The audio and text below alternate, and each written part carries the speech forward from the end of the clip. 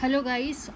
Anthropology optional ये एक easy optional है या स्कोरिंग ऑप्शनल है या व्हाटएवर, इसका जो भी एक प्रेजुडिस है मार्केट में रिगार्डिंग दिस ऑप्शनल सब्जेक्ट की ज़्यादातर लोग इसे क्यों ऑप्ट करते हैं या इसे क्यों नहीं ऑप्ट करते या एक्चुअल में जो जैसा दिखता है वो वैसा है या नहीं है, इसको जानने के लिए मैं मेरे हिसाब से मेरे जो पर्सनल व्यूज़ है after studying this optional for 2 years मैं आपके साथ ये शेयर करूँगी। फ़र्स्ट ऑफ़ ऑल एक डिस्क्लेमर देना चाहूँगी कि जो भी इसमें व्यूज़ है वो मेरे खुद के हैं, माय पर्सनल व्यूज़ है एंड इस ज़रूरी नहीं है कि जो मेरे व्यूज़ है वो आपसे मैच करते हो या आप भी वही मानते हो, बट ये मेरा एक ओपिनियन है after studying the optional for 2 year, same optional for 2 year. जो भी मैंने समझा है सीखा है इस ऑप्शनल से वो मैं आपको बताना चाहूँगी। So is anthropology an easy optional? Let us check. First of all कि ये जो ऑप्शनल है इसका जो सिलेबस है आप पहले देखोगे तो ये मैं इस सिलेबस को 4 पार्ट्स में देखती हूँ and before moving towards this 4 parts ये ऑप्शनल जो है ह्यूमैनिटीज़ और साइंस का मिक्सचर ऑप्शनल है। ओके, सो एंथ्रोपोलॉजी ये टोटली ह्यूमैनिटी सब्जेक्ट नहीं है according to me. For me it is not a total humanity subject, it is a mixture of science and humanity. Why? Because science के part से जो anthropology के syllabus में है वो है physical anthropology. So physical anthropology mostly हम लोग ने जो 12th तक पढ़ा रहता है या जो बेसिक साइंसेस का पार्ट रहता है, जैसे कि ब्लड ग्रुप के बारे में कुछ हो गया, देन जेनेटिक्स वगैरह जो हम पढ़ते हैं उस बारे में है मोस्टली। सो एक फिज़िकल एंथ्रोपोलॉजी आता है साइंस के पार्ट में, और ह्यूमैनिटी के पार्ट में इसको मैं 3 टाइप से देखती हूँ कि सोशियो कल्चरल एंथ्रोपोलॉजी है, इंडियन एंथ्रोपोलॉजी है और ट्राइबल एंथ्रोपोलॉजी है। सो जो ये एंथ्रोपोलॉजी है ये 4 पार्ट्स में है, मतलब एक ही सब्जेक्ट के 4 डिफरेंट पार्ट्स है, socio cultural, physical, Indian, tribal. So इसके 4 पार्ट्स है। So before moving to study any subject आपको आपका बेस हमेशा क्लियर रखना चाहिए। सो बेस के लिए एनसीईआरटी से बड़ा कोई ब्रह्मास्त्र नहीं है। सो एनसीईआरटी सारे चीज़ों के लिए बेस्ट बेस्ट बेस्ट है। अगर आपका फाउंडेशन स्ट्रॉन्ग है तो ही आप अच्छी बिल्डिंग बना सकते हैं। उसी तरह से जो एनसीईआरटी है ये आपका फाउंडेशन बनाती है। ये मैं नहीं, पूरी यूपीएससी की जो ये अलग सा वर्ल्ड है उसमें आपको ये सुनने ज़रूर मिलेगा, क्योंकि NCERT are really the base maker. ठीक है, सो एनसीईआरटी जो है वो अगर आपको पहले से ही बेसिक अंडरस्टैंडिंग है इस ऑप्शनल की तो मुझे नहीं लगता एनसीईआरटी को देखने की ज़रूरत है, दिस इज़ माय व्यू। लेकिन फिर भी आपको देखनी हो तो आप देख सकते हैं। ये सिर्फ ऑप्शनल के लिए ही नहीं, जबकि अलग सब्जेक्ट भी हो, सारे अलग सब्जेक्ट अपने जीएस के जीएस 1 2 3 4 जो भी है सारे जीएस के लिए भी सेम थिंग वैलिड है कि एनसीईआरटी जो होती है वो आपके बेसिस पे है, आपके ओपिनियन पे है कि आपका उस सब्जेक्ट को लेकर बेस क्लियर है कि नहीं है, then NCERT is important. And है तो फिर मुझे नहीं लगता कि एनसीईआरटी देखने की या पढ़ने की ज़रूरत है, फिर भी एक बार पढ़ लो तो वो ऑलवेज़ बेटर होता है। ठीक है, सो यही था ऑप्शनल का एंड एनसीईआरटी का मैंने बता दिया। सो ये ऑप्शनल के ये पार्ट्स है। उसके बाद हाउ यू डिटरमाइन कि ये ऑप्शनल ईजी है या टफ़ है, उसके कोई क्राइटेरिया होंगे जिसको ध्यान में रखते हुए लोगों ने इसको बोला होगा या ईजी है, स्कोरिंग है, व्हाटएवर। सो पहली तो बात ईजी है या टफ़ है वो पहले ये 3 चीज़ों से देखते हैं कि आपको अगर डिटरमाइन करना है कि वो ईजी है या टफ़ है तो पहले क्या कीजिए, सबसे पहले उसका सिलेबस देखिए। सिलेबस देखने के बाद just go through the syllabus, क्या है, कैसा है, कौन से टॉपिक्स दिए हैं। बाद में कोई एक सर्टन टॉपिक लीजिए, उस सर्टन टॉपिक को एक बार पढ़ के देखिए। ठीक है, एक बार पढ़ के देखने में क्या है वो चीज़ को पढ़िए एंड उसी के बेसिस के बाद आप पीवाईक्यू को एनालाइज़ कीजिए।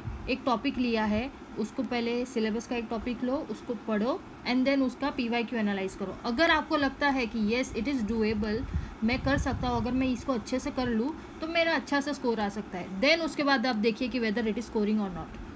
स्कोरिंग ये जो क्राइटेरिया है ये आई थिंक सबसे लास्ट में आना चाहिए। स्कोरिंग अगर आपको देखना ही है तो ये लास्ट में देखिए, क्योंकि ये जो स्कोरिंग है वो कोई काम का नहीं रहेगा अगर आपको वो चीज़ समझना है। सो आपको अगर समझ आ रही है देन उसके बाद आप स्कोरिंग भी देख रहे हैं, then it is compatible with each other.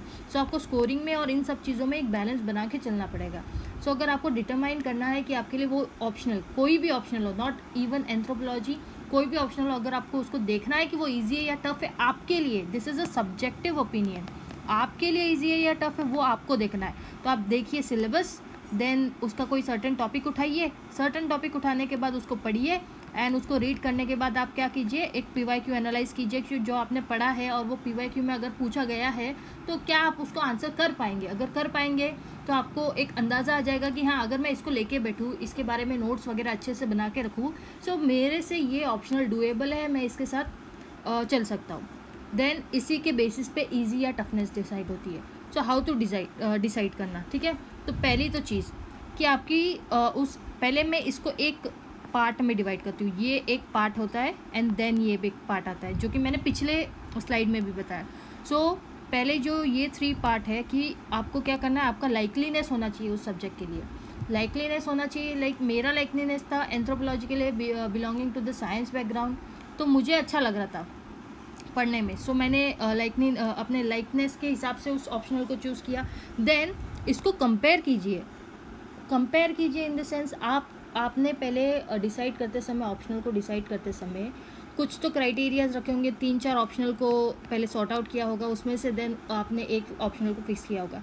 तो जब आप कंपेयर करते हैं तो उसको अच्छे से कंपेयर कीजिए कि अगर मैं कोई भी XYZ ऑप्शनल है और एंथ्रोपोलॉजी का एक ऑप्शनल है, तो चारों में से सबसे ज़्यादा पॉइंट्स किसको मिल रहे हैं on basis of this, like syllabus, certain topic and PYQ analyse करके आपको क्या लग रहा है कि कौन सा आपको लगता है ऐसा डूएबल है। ये थोड़ा डिफ़िकल्ट है, मतलब टाइम टेकिंग है, टाइम कंज्यूमिंग है, बट टाइम कंज्यूमिंग है ताकि आपका आगे टाइम वेस्ट ना हो उस चीज़ को लेके, ठीक है। आप एक बार फर्स्ट ईयर में लाइक अगर आप पढ़ते हो वो ऑप्शनल को एंड बाई चांस अगर नहीं हो पाता है UPSC फर्स्ट अटैम्प्ट में क्लियर, तो आपको दूसरे साल भी वही पढ़ना पड़ता है।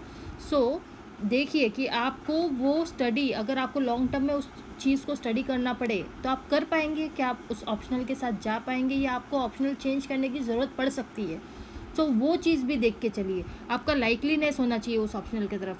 देन आप उस ऑप्शनल को कंपेयर कीजिए as compare to other subject कि एंथ्रोपोलॉजी ही रियली है, या फिर मैंने जस्ट किसी का देख लिया, किसी का सुन लिया, या किसी ने मुझे कह दिया कि ये ले लो, स्कोरिंग है भाई तो कर ले, हो जाएगा, ऐसा वैसा, ऐसे नहीं चलता। आपकी लाइकलीनेस उसके तरफ होनी चाहिए। आप कंपेयर कीजिए कि आपने जो सोचे थे ऑप्शनल कि मैं ये ऑप्शनल लूँगा, लेकिन आप किसी ने आके कहा एंथ्रोपोलॉजी ले ले, देन उस एंथ्रोपोलॉजी को भी आपके जो सॉर्टेड सब ऑप्शनल्स है उसमें कंपेयर कीजिए। अगर तभी भी एंथ्रोपोलॉजी आगे आ रहा है देन उसको देखिए कि आप उसको लॉन्ग टर्म में स्टडी कर पाएंगे क्या। अगर लॉन्ग टर्म में भी स्टडी कर पाएंगे देन मूव टूवर्ड्स स्कोरिंग, कि वो स्कोरिंग है कि नहीं। जब आप इन तीनों में से, अगर ये 3 क्राइटेरिया, इसमें से आपके 2 क्राइटेरिया फिक्स हो जाते हैं, 2 क्राइटेरिया फिक्स हो जाते हैं, देन आप स्कोरिंग की तरफ जाइए। लाइक कि अगर मेरा लाइकलीनेस भी है और मैं लॉन्ग टर्म के लिए स्टडी कर सकता हूँ, एंड देन मैं देखूंगी कि वो स्कोरिंग है कि नहीं। सो इसमें से जब 2 क्राइटेरिया फिक्स हो आउट ऑफ 3, देन जाइए स्कोरिंग की तरफ। इस तरह से होता है ऑप्शनल का डिसीजन, ठीक है। कंक्लूजन ये है कि एट द एंड मैं एक ही चीज़ बोलना चाहूँगी कि जो भी है ये एक सब्जेक्टिव ओपिनियन है। किसी के लिए साइंस पढ़ना ही मुश्किल होता है। जैसे कि सोशियोलॉजी बोलते हैं कि क्या है, सोशियोलॉजी एक ईजी स्कोरिंग ऑप्शनल है और इजी ऑप्शनल है, लेकिन जब मैंने सोशियोलॉजी को भी देखा था तब सोशियोलॉजी के सिलेबस को मैंने जस्ट गो थ्रू किया था, उसके टॉपिक पढ़े थे जो मैंने अभी आपको बताया उस तरह से किया था। देन मेरे हिसाब से मेरे लिए sociology was not a scoring optional and not even कि मैं उसको लॉन्ग टर्म के साथ लेके चल नहीं सकती।